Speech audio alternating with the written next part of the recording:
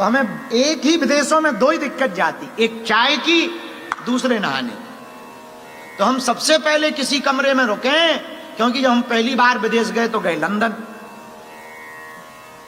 London में एक तो बड़े डरते हुए गए, 9 घंटे की फ्लाइट, पहली बार गए, गांव के आदमी हम, और बड़ा डरते हैं, नियम है, परंपराएं हैं, साधुओं को देखो। हम एक बात बोले, हम डरते इसलिए नहीं है कि हम अनपढ़ हैं, ना ना, भगवान की खूब कृपा है, हम 12वीं रेगुलर किए हुए हैं और बीए भी हमने कर रखी।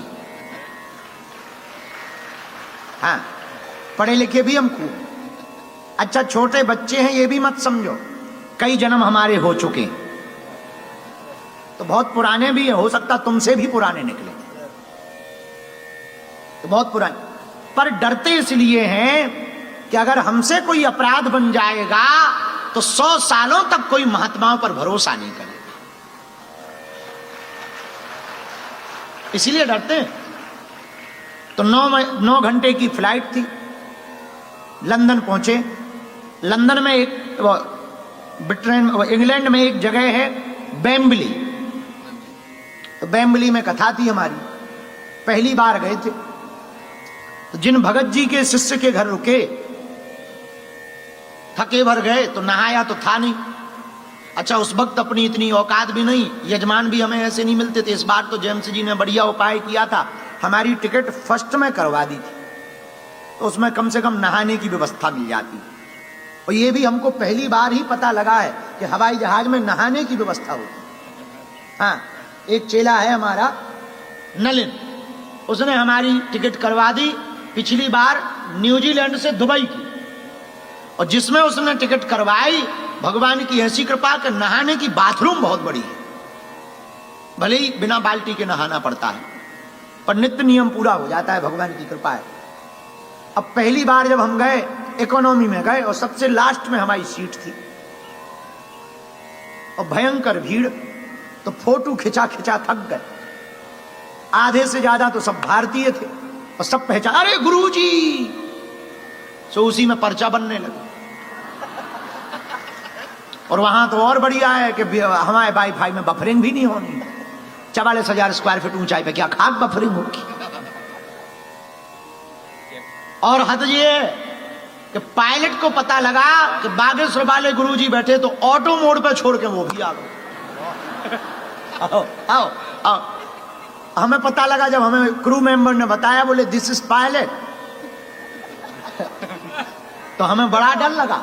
हम कहा जब तुम्हें तो हो तो नीचे तो नहीं चली जाएगी। तो उसने समझाया कि नहीं नहीं नहीं, 3 पायलट होते हैं, हम 2 आ गए हैं, एक वहीं बैठा है, ऑटो मोड पे। उस दिन हमें पता लगा कि ऑटो मोड पे होती है, हमें लगा कि हम मर गए जब तुम यहीं आ गए। आज तो हमें लगता है कि आज तो सबकी जय जय हो जाएगी। 9 घंटे बाद जब हम पहुंचे शिष्य के घर पर, हमने नहाने का जाते ही विचार किया, कुछ खाना पीना है, भोजन करना है, तो पूजा पाठ कर ले, नहा लें। जैसे ही अंदर गए भैया, गांव के आदमी बाथरूम में घुसे, एक भी नल नहीं था, टोटी।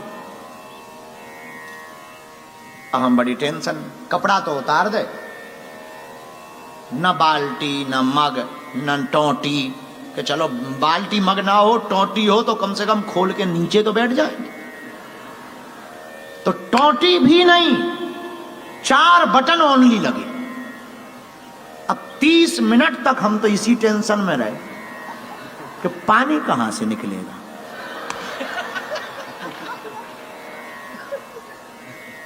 हमें लगा कि बाथरूम का काम पूरा नहीं हुआ है और पहले ही हमको घुसा दिया है। हाँ, हाँ, सीधे साधे आदमी। तो हमने एक बटन दबाया तो छत में सोवर था, छत में, और पानी नीचे गिरा गरम। अरे हमका मार लिया भगवान। पर एक बात तो कंफर्म हो गई, हमका जब गरम यहां है तो ठंडा भी यहीं कहीं होगा। सो हमने दूसरा बटन दबाया, और बड़ी मुश्किल से, अंग्रेजी तो आती नहीं, तो एक बटन पे लिखा था मिक्सचर। हम समझ गए दोनों को मिला के बुलाना है, तो इसको दबाओ। जैसे तैसे करके नहा के हम बाहर आए। यजमान बोला गुरुजी कोई दिक्कत तो नहीं हुई। हम कहा बुरा ना मानो तो एक बात सही सही बोले, हम बोलने में तो मुंह फटे ही हैं। हम कहा भैया पेट साफ तो हुआ नहीं। बोले क्यों? हम कहा ना तो स्प्रे पाइप है, ना मग है, ना बाल्टी है, और हम कहा जैसे हमने नहाया सो हम ही जानते हैं। बोले क्यों? हम कहा करोड़ों का मकान होगा तुम्हारा और हमारे तो 2 कौड़ी का नहीं है हमारी नजर में। बोले क्यों? हम कहा बताओ इतना महंगा मकान बना रखा, इतनी अच्छी टाइल्स लगा रखी, कांच स्लाइडर वाला लगा रखा, 60 रुपया की तुमने बाल्टी नहीं रखी। तब उन्होंने बताया कि विदेश में गुरुजी सब ऐसे ही नहाते। फिर हमें समझ में आई, पर मिश्रा जी के घर पर तो दोनों सुविधाएं हमको प्राप्त हुई।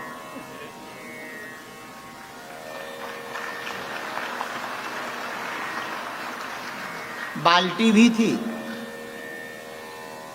और चाय भी बहुत बढ़िया थी। हम जहां से बात की थी घुमाएंगे नहीं, वहीं वापस आएंगे। लीडरशिप। जेम्स भाई सबको लेके चले। हनुमान जी का भी यही स्वभाव।